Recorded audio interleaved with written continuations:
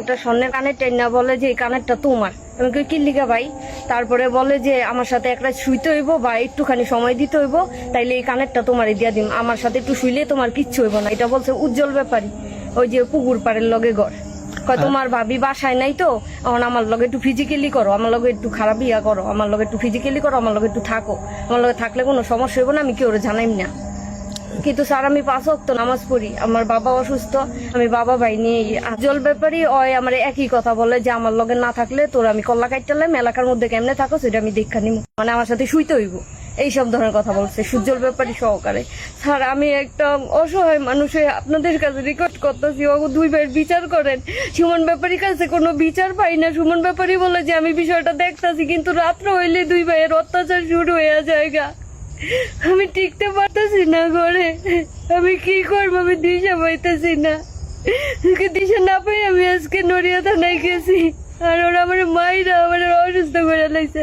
2 ভাই বললে আমার সাথে শুইতে হইব, থাকতে হইব, ফিজিক্যালি করতে হইব। 2 ভাই সুজ্জ্বল ব্যাপারী উজ্জ্বল ব্যাপারী 2 ভাই এইসব ধরনের কথাবার্তা বলে আমার সবটা সময়।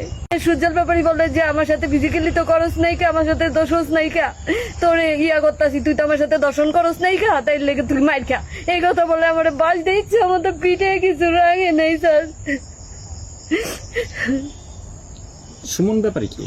সুমন ব্যাপারী হচ্ছে আমার চাচাতো ভাই, মানে আমার আব্বুর জ্যাঠাতো ভাইয়ের ছেলে। উনি কি আপনার বিচার পান না? বিচার পাই না, এর কাছে বলে যে বিষয়টা আমি দেখতেছি, মানে কোন রকম একটু মীমাংসা কইরা যায়, তারপরে আবার রাত্র বেলায় হইলেই শুরু হয়ে জায়গা। উনি কি এলাকার মুরব্বী? হ্যাঁ প্রশাসনের সহযোগিতা চেয়েছেন? হ্যাঁ চাইছি, বলছে যে সুমন ব্যাপারীর কাছে যাও, কিন্তু হেরা তো সুমন ব্যাপারীরে ধরায় দেয়। প্রশাসন কি আপনাকে সুমন ব্যাপারীর কথা বলছে? জি জি আসছিল প্রশাসন? জি আসছিল, পরে আলম স্যার আসছিল, আলম স্যারে বলছে যে সুমন ব্যাপারীর কাছে সব বিষয় জানাইবা, কিন্তু আলম স্যারে কোনো প্রতিবাদ করে নাই। সুমন ব্যাপারীরে বলছি, সুমন ব্যাপারী বলে যে আলম স্যারেরে জানাইবা, কিন্তু আমি কোনো প্রতিবাদ পাইতেছি না। আমি কি করবো এমন অবস্থা, আপনারা বইলা দেন। একটু বলেন তো। আমার বোনের প্রায় আমার চাচাতো ভাই সুজ্জ্বল ব্যাপারী আমার বোনের সাথে কুপ্রস্তাব দেয়, মানে ফিজিক্যালি শারীরিক সম্পর্কের অফার দেয়। তারপর আমার বোনের যখন রাজি না হয়, তখন আমার বোনের রাস্তায় যখন আমার বোনের থালা বাসন ধুতে যায়, তখন আমার বোনের মারে। আর যদি আমার বোনের বাসা থেকে একটুখানি বের হয়, তখন আমার বোনের মারে, দরজা আটকায় রাখে। আমার বোনে, আমার মা মারা গেছে কয়দিন হয়েছে। এখন মনে করেন আমার বোনে এতটা মানসিক টর্চারে আছে আর শারীরিক টর্চার এরকম আছে, ঘরে দুয়ারে থাকতে পারে না। হ্যাঁ নিশা বেচে, মাদক বেচে, ইয়ে করে, সব সময় পোলাপাইন আসে, এই পোলাপাইন সহ আমার বোনের টিস করে, খারাপ অফার করে, ঠিক আছে। আর উজ্জ্বল ব্যাপারী সুজ্জ্বল ব্যাপারী দুজনে মনে করেন আমার বোনের অনেক খারাপ খারাপ প্রস্তাব দেয়, আর রাজি না হইলে আমার বোনের মারে।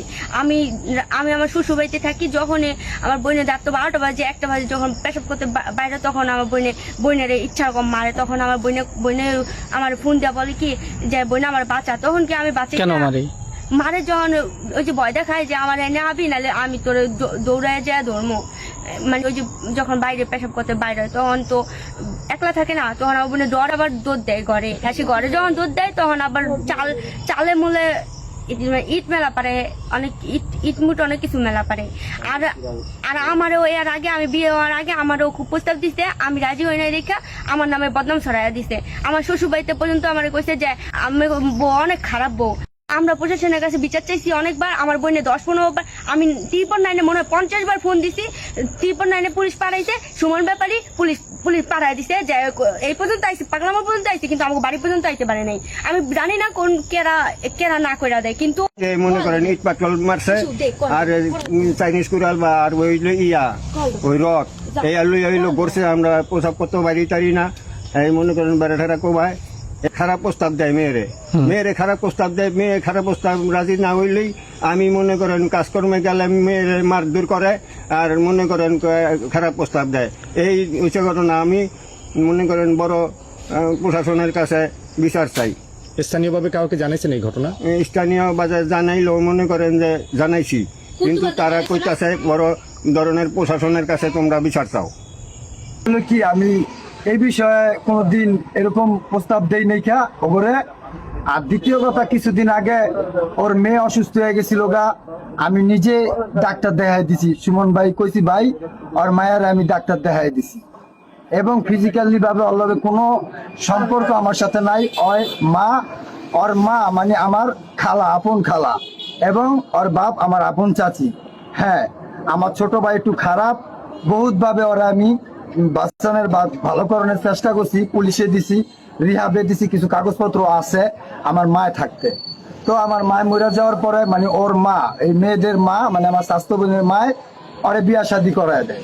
বিয়া শাদী করার পরে কিছুদিন ভালোই চলছে, চলার পরে কিভাবে জানি ওর বউ ওরে থিয়া চলে গেছে গা অন্য আরেকটা ছেলের সাথে। ঝগড়া বাড়িতে থাকলে একটা ফ্যামিলিতে একসাথে ওটা লাগতেই পারে, ওটা পারিবারিক ভাবে হইতে পারে সত্য, এটা আমি অবিশ্বাস করি না। ওই নেশা পানি খাইয়া এরকম হয়ে গেছে গা, ওই হয়তোবা কোনো কিছুর কারণে মারধর করতে পারে, এতে আমি অস্বীকার না ভাই, কিন্তু আমি ওই দিন বাড়িতে ছিলাম না, আর আমার কোনো দোষ নাই। আমরা খুঁজে দেখছি, অদ্যাবধি এরকম কোনো সত্যতা পাওয়া যায় না, আরো যাচাই করতেছি। আচ্ছা।